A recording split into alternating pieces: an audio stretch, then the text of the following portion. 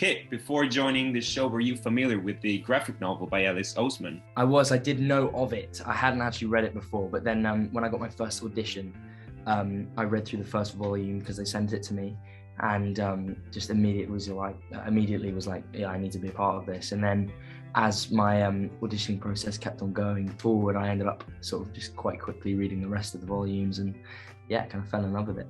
What about you, Joe? I had a friend who was a really, really big fan of it, and then she was like, Joe, you need to read this. I was like, I will. I read all, I think all the 3 volumes that were out at that point, like all of them in one night. I love it so much. I instantly just fell in love with it. It was great. Now, Joe, was it daunting for you to be playing such a beloved character as your first role of your TV career? Yes and no. I feel like, yes, because there's such an amazing fan base and such a huge, already pre-existing love for Charlie, but also knowing that the fan base and Alice are so loving, and I felt like I was there was pressure there, but it was sort of like a nice pressure. Like there was a lot of lovely people who were very supportive of everything that Alice does, and trusting of Alice that if she's chosen us, then they're really supportive of that. Okay, what was it like for you to play such a popular guy as Nick? Are you anything like him at school? I definitely can't say I'm as popular as Nick Nelson is. I think he's. Are you going to be? No, definitely not. He's so I think what I always say about Nick is that he's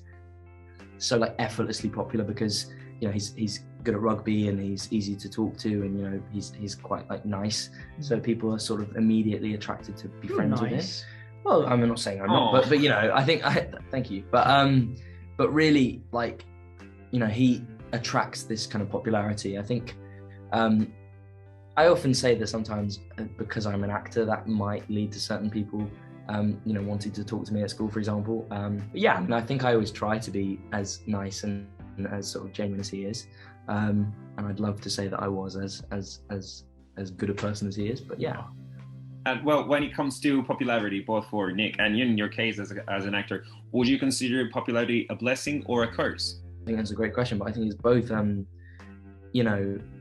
Obviously popularity can be good because you have friends, you have a friendship group, a support system, but then at the same time it does kind of lead to these pressures and these sort of social pressures, and that can be quite damaging and quite negative for a lot of people, especially growing up in a school. Yeah. Joe, do you and Charlie share any similarities? I always see Charlie as sort of a more introverted version of myself, but then also he's confident in ways that I could never be. I could never join a rugby team because of someone I like. That's takes a level of confidence that I could just do not have.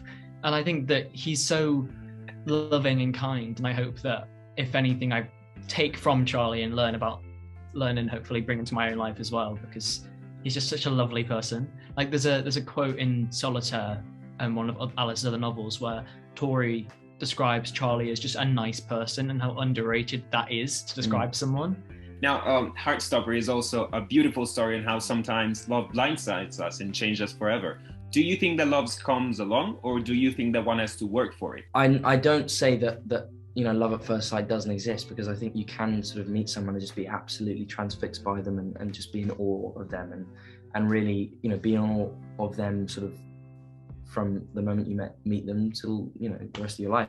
At the same time, love is something that can absolutely grow and can be worked on, and certain things that you might meet someone and you might not sort of immediately even like them, or you got the classic enemies to lovers kind of thing, and so I think that love is not a one size fits all kind of thing.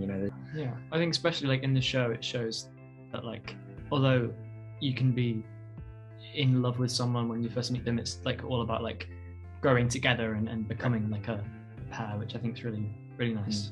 And Joe, would you say that opposites do attract? I think, sure, I think that people who are suited together don't necessarily like the same things. Especially, I think at the heart of it, Charlie probably really doesn't like rugby, and he's only really doing it because Nick likes rugby and it's to be with Nick. So I think it's definitely, and definitely I think you can be suited for each other while not liking the same things. I think sometimes that can be a nice thing as well. So just as long as you complement each other, that's all. Yeah. Despite how much the movie and the TV industry have progressed, there are still a lot of actors, especially up-and-coming ones, who may be fearful of taking up a role such as Nick's or Charlie's in a show like Heartstopper. Did you ever think twice about the possibility, this kind of possibility, before joining the show, or did you have any fear of being typecast? Absolutely not. I think Nick is an incredibly sort of nuanced character and a role that I really wanted to play. And I think that in a lot of ways, although, for example, if you know, there are so many different parts of his character, and no one in this show is firstly no one is like completely sort of defined by their sexuality or anything like that. And I think that's a beautiful thing, because they're all so nuanced and their characters are so layered and complex. And I think that, you know, playing a role like Nick is a real honor and a real privilege for an actor, any actor to play. And I think that me as an actor, you know, getting offered the role, it was just like a pinch me moment, because, you know, how could you not want to play a role like that? Yeah. Joe, what does it mean to you to be bringing to the screen such an uplifting love story about queer youth? Because I mean, up until 10 years ago, before Glee came along, none of this would seem possible. Yeah, I think it's great. I think any queer stories, it's great that they're starting to be told. I think it's especially great that like we're telling a queer story that isn't just about AIDS or isn't just about the negative aspects of being queer. And it's about more of the positive things, because I think although those stories are incredibly important to be told, it's also just as important to tell the nice stories and the great things about being queer. I think there's been so many times of this sort of show being about straight people, and so it's really lovely that finally a love story rather than a bad story is set out in queer people. I think that's really important. Yeah, definitely. I mean, it's all about queer joy, Heartstopper, isn't it? Yeah. Now, I'm curious as to know, what would you say is the secret to Heartstoppers? I think it's just love. Love in all of its different forms, whether that be a relationship or friendship. Yeah, I think it's everything from love to self-discovery to self-acceptance to self-love, and it's all that really cycle of love and loving everyone around you, including yourself, and general kind of acceptance. Now, do you have any word on a potential season 2? Because I mean, people are already asking for it. Source material definitely isn't lacking. Honestly, if people like the first season and we are asked back, then I would be more than happy to. I would love to go back and give Nick another season, as I'm sure you would say the same.